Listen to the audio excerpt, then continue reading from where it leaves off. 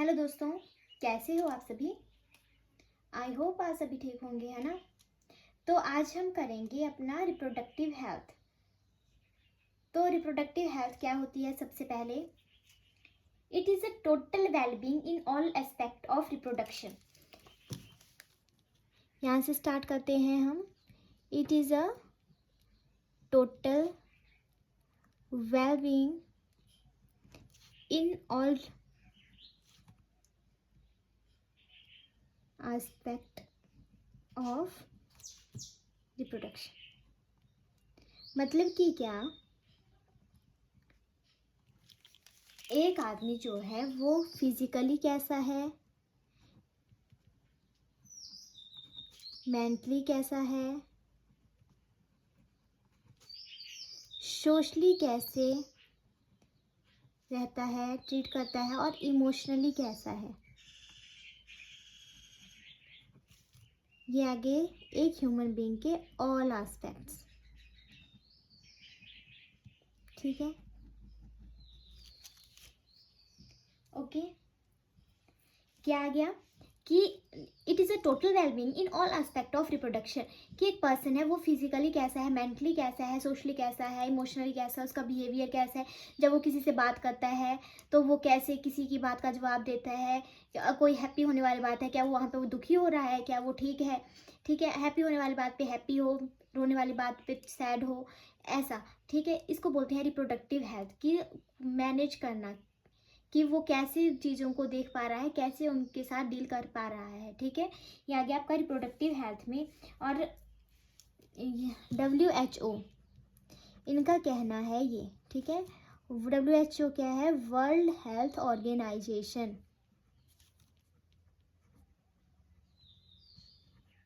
According to World Health Organization, okay, ये बोला गया है reproductive health is a total well-being in all aspect of reproduction, that is physical, emotional, behavioral and social. Okay, ये आ गया। अब है कि अब इंडिया में जो है वो सबसे पहले इन इंडिया सबसे पहले फर्स्ट सबसे पहले स्टार्ट किए गए थे प्रोग्राम्स नेशनल लेवल पे। किसके रिगार्डिंग, कि रिप्रोडक्टिव हेल्थ को कैसे आप ठीक कर सकते हो, कैसे आपको ठीक रहना है, कैसे सबके साथ डील करना है। ठीक है, तो सबसे पहले जो है यहाँ पे जो फैमिली प्लानिंग प्रोग्राम है,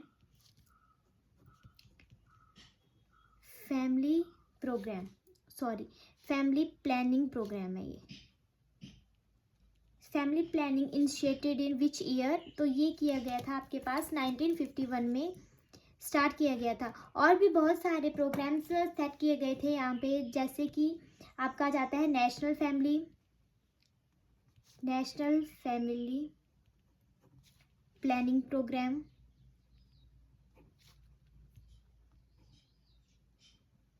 मिशन परिवार विकास,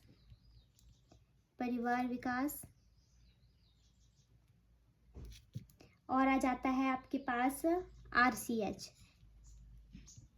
ये जो RCH है इसकी फुल फॉर्म हो जाती है reproductive and child health care.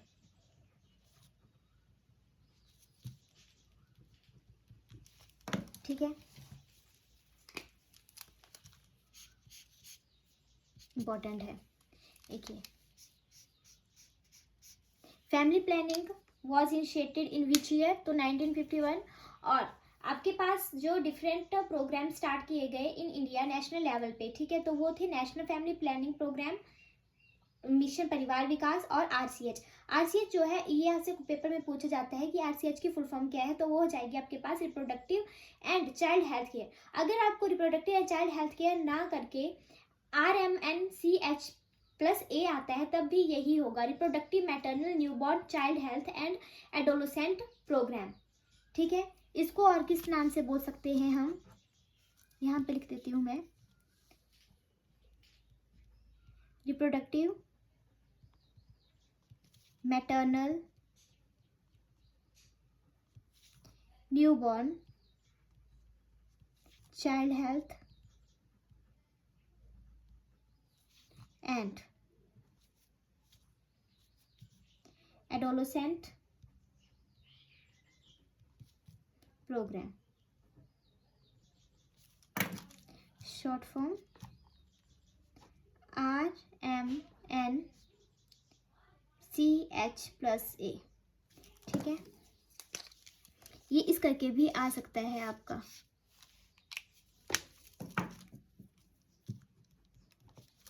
ठीक है। इंडिया में ये सारे प्रोग्राम्स इसलिए स्टार्ट किए गए ताकि लोगों में जो जागरूकता आए, अवेयर हो वो कि हमें कैसे डील करना है, कैसे फैमिली प्लानिंग करनी है, ठीक है, कैसे अपने और अपने बच्चों की हेल्थ का ध्यान रखना है। बहुत सारे प्रोग्राम स्टार्ट किए गए, ठीक है। अभी भी स्कूलों में जैसे कि आते हैं लोग और वो हमें बताते हैं कि कैसे अपनी हेल्थ को अच्छा बनाना है, कैसे हमें अच्छी सब्जियां, अच्छी डाइट लेनी है, ठीक है। नेक्स्ट है हमारे पास STDs। अब ये STDs क्या है, नेक्स्ट स्टार्ट कर रहे हैं हम STDs। अब ये STDs क्या है, ये है हमारे पास सेक्सुअली ट्रांसमिटेड डिजीजेस। STDs की फुल फॉर्म आ जाएगी आपके पास सेक्सुअली ट्रांसमिटेड डिजीज।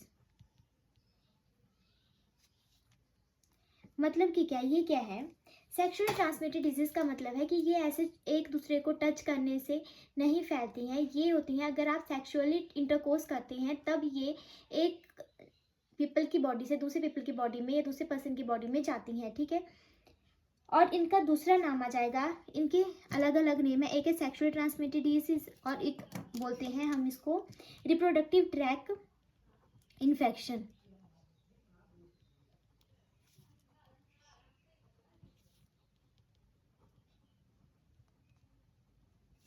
और बोलते हैं VD आपके पास आ जाएगा वेनरल डिजीज। जो आपके पास STDs हैं वो डिफरेंट टाइप की हो सकती हैं, जैसे कि वायरल STDs हो सकती हैं और हो सकती हैं आपके पास बैक्टीरियल STDs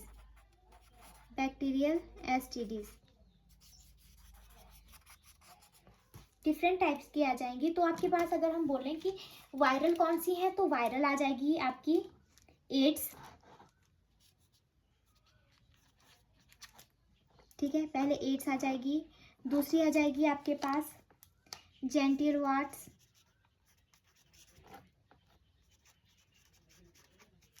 और एक आ जाएगी आपके पास हेपेटाइटिस बी, ठीक है।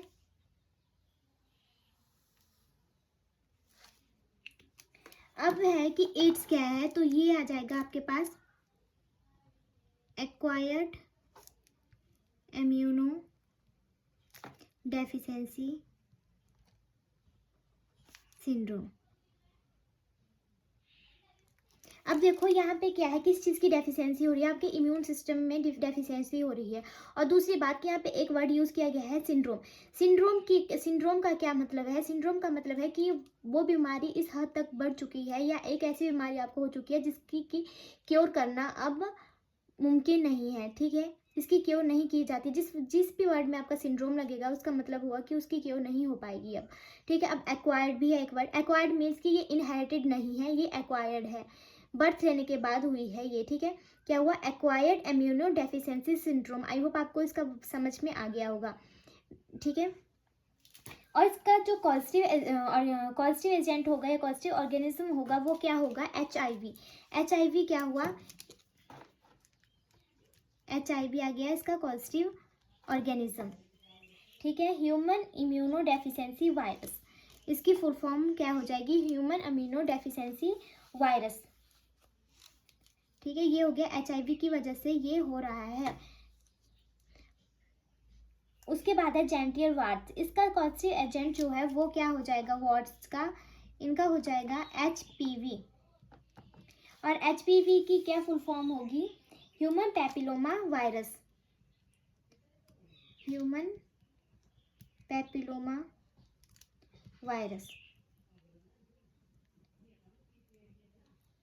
ये आ गया इसका। अब है हेपेटाइटिस बी, इसका क्या होगा, इसका HPV ही होगा, मतलब कि क्या, हेपेटाइटिस बी वायरस ही इसका कॉजेटिव ऑर्गेनिज्म रहेगा, हेपेटाइटिस बी वायरस। ठीक है, इसका भी लिख देते हैं, ह्यूमन इम्यूनो डेफिशिएंसी वायरस। तो कौन कौन सी 3 बीमारियां आ गई वायरल, एक ये और एक ये।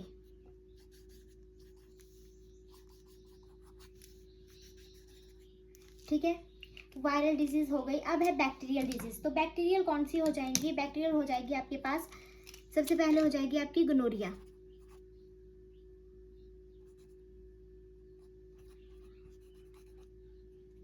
गोनोरिया। दूसरी हो जाएगी आपके पास क्लेमाइडाइसिस,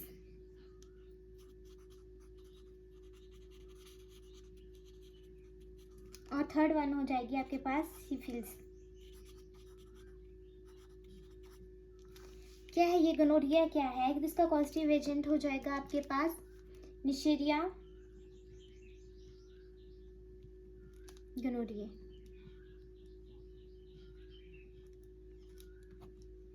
ये इसका कॉजेटिव ऑर्गेनिज्म हो जाएगा। क्लेमाइडिसिस का क्या हो जाएगा, क्लेमाइडिया।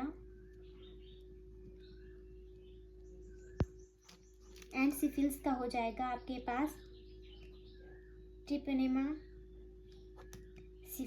पैलिडम। ठीक है, इसमें से यही आपके पास इंपॉर्टेंट है। एक होगी बैक्टीरियल डिजीज, कौन सी हो गई आपकी, गोनोरिया, क्लेमाइडिसिस एंड सिफिलिस। अब है आपके पास, एक होता है आपके पास ईस्ट इन्फेक्शन भी होता है। ईस्ट इन्फेक्शन में कहाँ लिखती हूँ, आगे लिखती हूँ यहाँ पे, ईस्ट इन्फेक्शन। ये कैसे हो रहा है, इसका क्या है कॉजेटिव ऑर्गेनिज्म, तो वो आ जाएगा आपके पास कैंडिडिया, कैंडिडिया। ठीक है, ये आ गया आपके पास। और अगर इमेज स्पीसीज की बात की जाए तो ये आ जाएगी आपके पास कैंडिडिया एल्बिकन्स। ठीक है, इस बात का ध्यान रखोगे। अब ये क्या होता है, ये होता है आपके पास एक वेजाइनल इन्फेक्शन है ये। ठीक है, तो कहाँ पे होता है, वेजाइनल इन्फेक्शन। ठीक है, at the opening of vagina.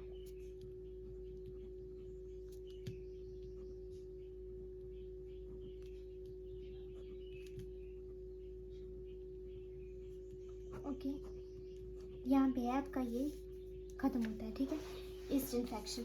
तो क्या बोला मैंने कि ईस्ट इन्फेक्शन किसकी वजह से हो रहा है, कैंडिडिया एल्बिकस की वजह से हो रहा है, और ये एक वेजाइनल इन्फेक्शन है जो कि ओपनिंग ऑफ वेजाइना पे होता है। ठीक है, नेक्स्ट है, अब हमारे पास नेक्स्ट देखेंगे हम एमिनोसेंटेसिस।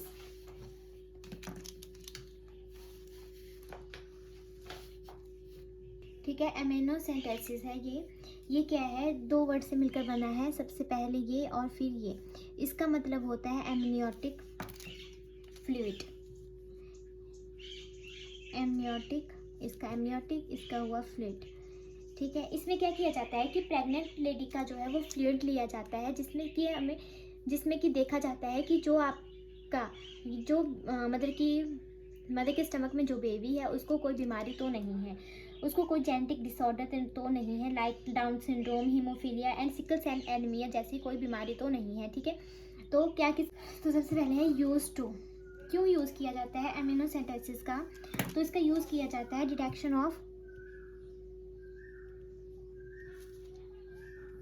Genetic disorder.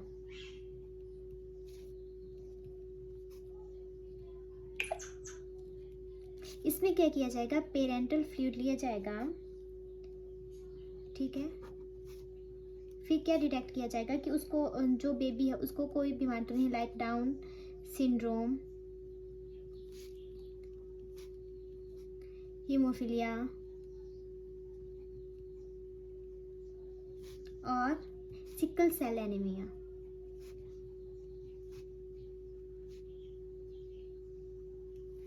ठीक है। पर जो ये एमिनोसाइटोसिस है इसको बैन कर दिया गया इंडिया में, बैन इन इंडिया। कब बैन किया गया और क्यों किया गया? वाई? क्वेश्चन है कि क्यों किया गया। क्यों? क्योंकि जो ये फ्लूइड ले रहे थे इससे क्या कर रहे थे, जो प्रेग्नेंट लेडी थी, प्रेग्नेंट लेडी की बॉडी से जब ये फ्लूइड लिया तो क्या कर रहे थे, वो कर रहे थे, यूज कर रहे थे उस फ्लूइड का use for detection of sex, sex determination के लिए इसका यूज किया जा रहा था, for sex determination.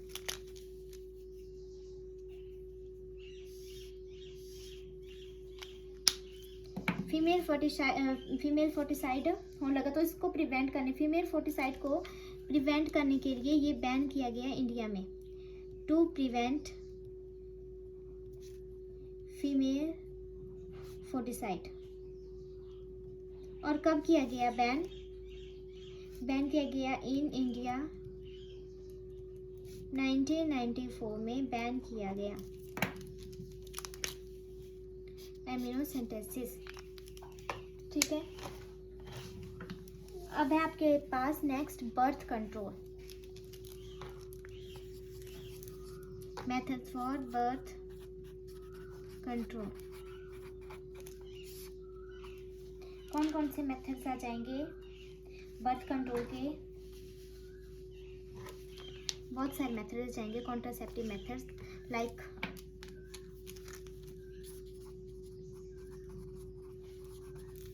contraceptive methods like natural method आ जाएगा, आर्टिफिशियल मेथड आ जाएंगे, और नेक्स्ट आपके पास आ जाएंगे ओरल कॉन्ट्रासेप्टिव मेथड।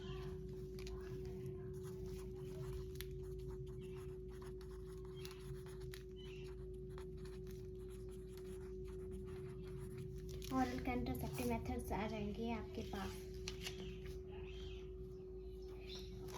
और एक आ जाएगा आपके पास सर्जिकल मेथड। ये जो मेथड है इनको हम करेंगे बाद में, ठीक है। तो सबसे पहले अब हम एक बार रिवाइज कर लेते हैं कि हमने क्या क्या पढ़ा, क्या क्या देखा। तो स्टार्ट करते हैं हम स्टार्टिंग से यहाँ से। तो आज हमने देखा रिप्रोडक्टिव हेल्थ के बारे में। तो सबसे पहले जो है वो रिप्रोडक्टिव हेल्थ क्या करती है, तो according to WHO World Health Organization, it is total wellbeing in all aspects of reproduction. All aspects कौन से आ जाएंगे? Physically, mentally, socially, emotionally, behaviourally etcetera, ठीक है। तो इनकी बेस पे देखा जाएगा कि एक पर्सन की जो हेल्थ है वो कैसी है, रिप्रोडक्टिव हेल्थ कैसी है, क्या वो मेंटली स्टेबल है या नहीं है, क्या वो फिजिकली स्टेबल है या नहीं है, उसका जो ऑल राउंड है वो स्टेबल है या नहीं है, उसकी हेल्थ ठीक है या नहीं, ठीक है। तो इसके बेसिस के पे जो है वो एक आदमी को जज किया जाता है, ठीक है। उसके बाद है कि ये जो इंडिया है वो फर्स्ट कंट्री थी, फर्स्ट जिसने कि नेशनल लेवल पे प्रोग्राम स्टार्ट किए, नेशनल लेवल पर प्रोग्राम्स को स्टार्ट किया, ठीक है। फर्स्ट कंट्री थी, ओके। पहले तो है जो family planning initiated in which year, तो 1951 में जो है फैमिली प्लानिंग प्रोग्राम स्टार्ट किया गया। और भी बहुत सारे प्रोग्राम स्टार्ट किए गए like national family planning programme, mission Parivar Vikas, RCH की फुल फॉर्म होती है reproductive and child health care, और इसको आप reproductive maternal newborn child health and adolescent programme भी बोल सकते हैं, और जिसकी शॉर्ट फॉर्म होती है RMNCH+A, ओके। RC हो गया आपके पास reproductive maternal newborn child health and adolescent program. उसके बाद है STDs होती हैं आपके पास सेक्सुअली ट्रांसमिटेड डिजीज, और इनको बोला जाता है रिप्रोडक्टिव ट्रैक इन्फेक्शन भी बोला जाता है, और वेरिनल डिजीज भी बोला बोला जाता है। STDs कैसे फैलती हैं, तो ये वायरल एसटीडीज़ भी होती हैं, बैक्टीरियल एसटीडीज़ भी होती है, ईस्ट भी होती है, ठीक है, ईस्ट इन्फेक्शन भी होता है मतलब कि। तो वायरल एसटीडीज़ की बात की जाए तो वायरल हो जाती हैं आपके पास AIDS, hepatitis B, genetical wards. Hepatitis B जो है वो फैलता है आपके पास एचपीवी वायरस के द्वारा, जो है hepatitis B virus. Genetic wards आता है एचपीवी, ह्यूमन पैपिलोमा वायरस। और एड्स आ जाएगा आपके पास HIV, human immunodeficiency virus के द्वारा। और एड्स की फुल फॉर्म होती है acquired immunodeficiency syndrome. Next है आपके पास बैक्टीरियल एसटीडीज़। तो बैक्टीरियल एसटीडीज़ आ जाएंगी ये हमारे पास गोनोरिया, क्लेमाइडिसिस एंड सिफिलिस। जो गोनोरिया है उसका जो कॉजेटिव एजेंट है वो रहेगा निसेरिया गोनेरिये, एंड क्लेमाइडिसिस का रहेगा क्लेमाइडिया, एंड सिफिलिस का रहेगा ट्रिपेनोमिया पैलिडम, ठीक है। उसके बाद है ईस्ट इन्फेक्शन।